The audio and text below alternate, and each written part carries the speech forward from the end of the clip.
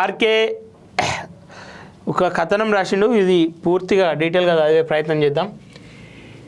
ఏడాది పాలన ఎటు? తెలంగాణలో రేవంత్ రెడ్డి నాయకత్వంలో కాంగ్రెస్ ప్రభుత్వం ఏర్పడి ఏడాది అవుతోంది. పార్టీ పరంగా రేవంత్ జాగ్రత్తలు తీసుకున్నప్పటికీ ప్రభుత్వ పరంగా ప్రజల్లో అసంతృప్తి తలెత్తకుండా జాగ్రత్తలు తీసుకోవడంలో కొంత విఫలమయ్యారని మాత్రం చెప్పవచ్చు. కాంగ్రెస్ పార్టీ అలవికాని హామీలు ఇచ్చింది. రాష్ట్ర ఆర్థిక పరిస్థితి కేసీఆర్ ఉన్నప్పుడే క్షీణించింది. దీంతో పాత పథకాలతో పాటు కొత్త పథకాలు అమలు నిధులు కొరత ఏర్పడింది. అంటే ఇది ముమ్మాటికి వాస్తవం. ఏదైతే కేసీఆర్ పాలనలే ఆల్రెడీ మన రాష్ట్రం అప్పుల ఊబిలో చిక్కుపోయింది. ఆ పాత హామీలను నెరవేరుస్తూనే ఏదైతే రేవంత్ రెడ్డి ఇచ్చిన హామీలు ఉన్నాయో అవిటిని కొనసాగించడం చాలా కష్టదాయకం అని చెప్పచ్చు. కానీ కొనసాగించాల్సిన బాధ్యత వాళ్ళ పైన ఉంటుంది. ఎందుకంటే హామీలు ఇచ్చారు కాబట్టి హామీలను నిలబెట్టుకునే పరిస్థితిలో కాంగ్రెస్ ప్రభుత్వం ఉండాల్సిందే. ఓకే, పాత ప్రభుత్వం అమలు చేసిన పథకాలను కొనసాగిస్తూ కొత్త పథకాలు అమలుకు పూనుకుంటే ప్రజలు హర్షిస్తారు. కానీ అమల్లో ఉన్న పథకాలను నిలిపివేసి కొత్తగా ఎన్ని పథకాలు అమలు చేసినా ప్రజలు అసంతృప్తి చెందుతారన్న మౌలిక సూత్రాన్ని సీఎం రేవంత్ రెడ్డి విస్మరించారు. అందుబాటులో ఉన్న నిధులన్నింటినీ రుణమాఫీకి మళ్లించడం వల్ల పాత పథకాలు నిధులు కొరత ఏర్పడింది. ఫలితంగా రైతు భరోసా వంటి పథకాలు అమలు నిలిచిపోయింది. వాస్తవం. ఏదైతే రైతు బంధు పడతలేదు, దీనికి కారణం ఏంటంటే రైతు రుణమాఫీకి ఆ నిధులన్నీ మళ్లించారు. సో ఎంతో కొంత దానిపైన విమర్శలు అయితే వస్తూ ఉన్నాయి కాంగ్రెస్ పైన. ఆ విమర్శలను ఖచ్చితంగా అంటే ఏదైతే ఆ విమర్శలు రాకుండా ఉండాలంటే రైతు రుణమాఫీ వేయాల్సిందే. ఎట్లా చేస్తావు, అప్పు వేసి చేస్తావా, ఎట్లా చేస్తావు అనేది అది నీ వ్యక్తిగతానికే విడిచిపెడతారు రైతులు. ఎందుకంటే నీ మాటలు నమ్మి నిన్ను వాళ్ళు గెలిపించారు కాబట్టి వాళ్ళని ఖచ్చితంగా వాళ్ళ హామీలు నెరవేర్చాల్సిన బాధ్యత మీ పైన ఖచ్చితంగా ఉంటుంది. కాంగ్రెస్ ప్రభుత్వంపై ప్రజలు పెదవి విప్పడానికి పెన్షన్లు పెంపు వంటి హామీలతో పాటు అభివృద్ధి పథకాలు అమలు నిలిచిపోవడం కూడా కారణంగా కనిపిస్తోంది. అనేక నీటి ప్రాజెక్టులు నిధుల కొరతతో నిలిచిపోయాయి. ప్రభుత్వ నిర్ణయాల వల్ల రియల్ ఎస్టేట్ రంగము మందగించింది. రేవంత్ సీఎం అయిన కొత్తలో ఆయనకు ప్రజల్లో మంచి స్పందనే వచ్చింది.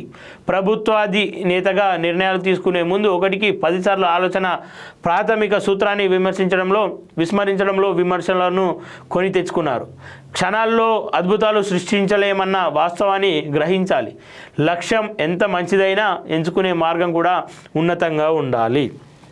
రాష్ట్ర ప్రజలకు నువ్వు ఏం చేస్తావన్నది కూడా కాదు, నువ్వు చేసే మార్గం కూడా ఎట్లా ఉందనేది. నువ్వు ఒక మంచి ఈరోజు ప్రాజెక్టు ద్వారా మంచి జరుగుతుందని చెప్పేసి నువ్వు అనుకుండొచ్చు, కానీ దాని మంచి జరిగే విధానం ఎట్లా ఉంది, రైతులు ఏమంటా ఉన్నారు, రైతులను నువ్వు భూములు ఎట్లా స్వీకరిస్తావు అనేది కూడా వాస్తవానికి దానిపైన ఆధారపడి ఉంటుంది. ఆ విషయాన్ని కూడా కాంగ్రెస్ గ్రహించాలి. కాంగ్రెస్ కంటే ముందు ప్రభుత్వంలో ఉన్నటువంటి కాంగ్రెస్ అధికారులు గ్రహించాలి, మంత్రులు గ్రహించాలి, రేవంత్ రెడ్డి కూడా గ్రహించాలి. ముఖ్యమంత్రిగా రేవంత్ తన భాషను కూడా మార్చుకోవాలి. ప్రతిపక్షంలో ఉన్నప్పుడు వాడిన భాషను ఇప్పుడు కూడా వాడితే ప్రజలు హర్షించరు. తాను ఇప్పుడు ముఖ్యమంత్రిని అన్న విషయం మర్చిపోయి భాష విషయంలో కేటీఆర్తో పోటీ పడడం, సవాళ్లు విసురుకోవడం తన స్థాయిని తగ్గించుకోవడమే అవుతుందని చెప్పేసి చెప్తా ఉన్నారు. కేసీఆర్ కావచ్చు, కేసీఆర్ సైలెంట్ అయిన కానీ కేటీఆర్ ఏదో ఒకటి రెచ్చగొట్టే ప్రయత్నం, రాష్ట్రంలో ఏదో ఒకటి అలజడి సృష్టించే ప్రయత్నం చేస్తూ ఉన్నాడు. చిక్కులో రేవంత్ రెడ్డి పడకపోవడమే మేలు అని చెప్పేసి ఆర్కే చెప్తా ఉన్నాడు. అది కూడా వాస్తవం. రేవంత్ తన ఏడాది పాలనను సమీక్షించుకొని లోపాలను సరిదిద్దుకోవడానికి ఇదే సరైన సమయం. కాంగ్రెస్ ప్రభుత్వానికి ఇంకా 4 ఏళ్ల గడువు ఉంది. ప్రభుత్వంపై ప్రజల్లో కొంతమేర అసంతృప్తి ఉంది, కానీ వ్యతిరేకత మాత్రం ఏర్పడలేదు. రేవంత్ ప్రభుత్వం అన్ని రంగాల్లోనూ విఫలమైంది. ప్రభుత్వంపై ప్రజల్లో తీవ్ర వ్యతిరేకత ఏర్పడిందని, తమ పాలన కోసం ప్రజలు ఎదురు చూస్తున్నారని కేసీఆర్ అండ్ కో భావిస్తున్నారు. కానీ క్షేత్రస్థాయిలో అంత సీన్ లేదు. గ్రామ ప్రాంతాల్లో బీఆర్ఎస్ నాయకులపై కోపం ఇంకా తగ్గలేదు. ఇది వాస్తవం. ఈ ఏడాది పాలనలో రేవంత్ రెడ్డి చేసిన తప్పులు చేస్తారు సహజమే. ఆ తప్పులను గ్రహించుకొని ఇంకా 4 ఏళ్ల పాలనను సుభిక్షంగా కొనసాగించాలి. అప్పుడే పూర్తి స్థాయిలో మళ్ళా 5 ఏళ్ళు వాళ్ళకు పట్టం కట్టే అవకాశం ఉంటుంది. ఇప్పటికైతే అసంతృప్తి ఉంది కానీ విమర్శలు లేవు.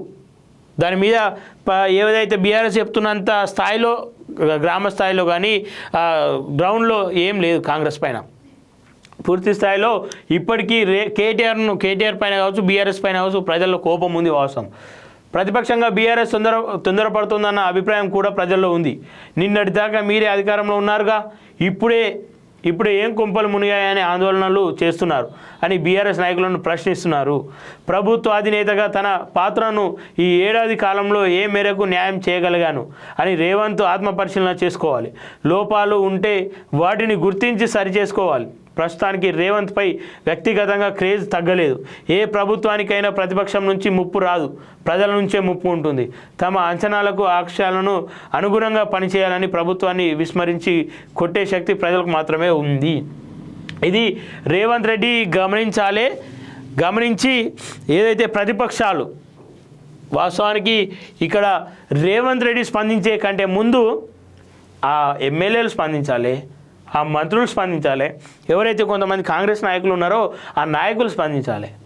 ఇక్కడ రేవంత్ పైన ఒక విమర్శ వస్తే మళ్ళీ రేవంతే స్పందించేంత వరకు కూడా ఎవరు కూడా నోరు మేపడం లేదు. అందులో పూర్తిగా కూడా కాంగ్రెస్ ఫెయిల్ అవుతూ ఉంది. ఒక సీఎం స్థాయి వ్యక్తి దిగి వచ్చి ఏదైతే విమర్శలు చేస్తూ ఉన్నారో అపోజిషన్ వాళ్ళకి సమాధానం ఒక సీఎం ఇవ్వాలనా? ఇచ్చేదాకా ఎమ్మెల్యేలు ఏం చేస్తున్నట్టు, మంత్రులు ఏం చేస్తున్నట్టు, చేయనులే, విమర్శలు చేయనులే, మాకే మంచిదని చెప్పేసి ఏమంటారు శనికావేశం పొందుతూ ఉన్నారు, కానీ శనికానందం పొందుతూ ఉన్నారు. కానీ ఆ ఆనందం ఎంతవరకు ఉండదు. ప్రజల్లో కాంగ్రెస్ పైన వ్యతిరేకత వస్తే రేపటి రోజు మిమ్మల్ని నమ్మే ప్రసక్తి ఉండదు, మీలో ఐక్యత లేదని చెప్పేసి మీకు ఓటేసే ప్రసక్తి ఉండదు. రేవంత్ను ఎంత కాపాడుకుంటే కాంగ్రెస్ను అంత కాపాడుకున్నట్లు ఉంటుంది. అందుకే దయచేసి రేవంత్ రెడ్డి కూడా కొన్ని గమనించాలి. అద్దంకి దయాకర్ లాంటి వాళ్లకు మంచి పదవి కట్టబెడితే అట్లాంటి వాళ్ళను దగ్గర చేస్తే, అట్లా కొట్లాడిన వాళ్ళను మీరు దగ్గర తీసుకుంటే ఈరోజు మీ పక్షాన నిలబడతారు, మీ పక్షాన మాట్లాడే అవకాశం ఉంటుంది, ఎదుటి వాళ్ళకు వాళ్ళు సమాధానం ఇచ్చే అవకాశం ఉంటుంది. ఆ దిశగా కూడా ఒకసారి రేవంత్ రెడ్డి ఆలోచన చేయాలని చెప్పేసి కోరుకుంటా ఉన్నాం.